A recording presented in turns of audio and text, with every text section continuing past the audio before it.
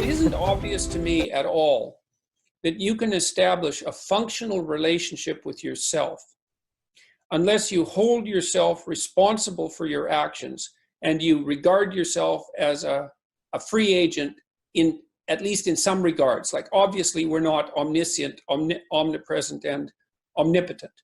That's clearly the case. We're subject to stringent limitations, and there are situations in which our actions devolve into determinism. That's obvious neurophysiologically. It has to be the way the world works, is that once you execute a decision, there comes to a point where that decision is manifested in something approximating a deterministic manner.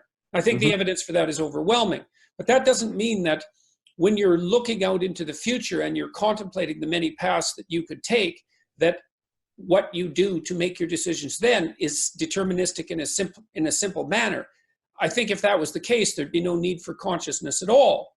And then I look at how people react to themselves. Is we hold ourselves responsible despite our own inclination for the sins that we manifest, for the manners in which we wander off the path. People wake up at 4 a.m. and they berate themselves for the actions they took that they knew they shouldn't, and the inaction that they manifested when they knew they should have acted.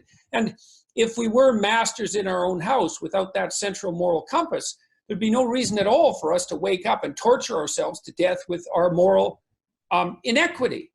And then if you have a friend or a family member and you insist upon treating them as if they're a deterministic agent with no effect on the future and no responsibility for their choices, it's actually impossible to have a relationship with them.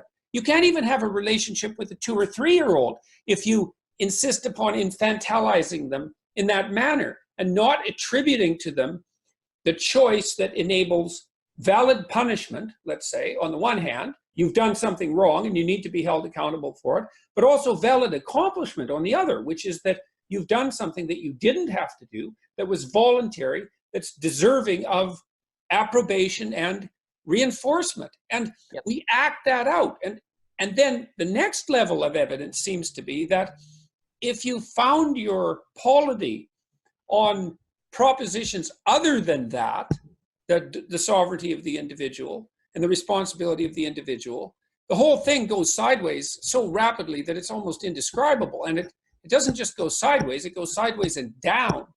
And so, like, I don't know exactly what to make of that as a proof.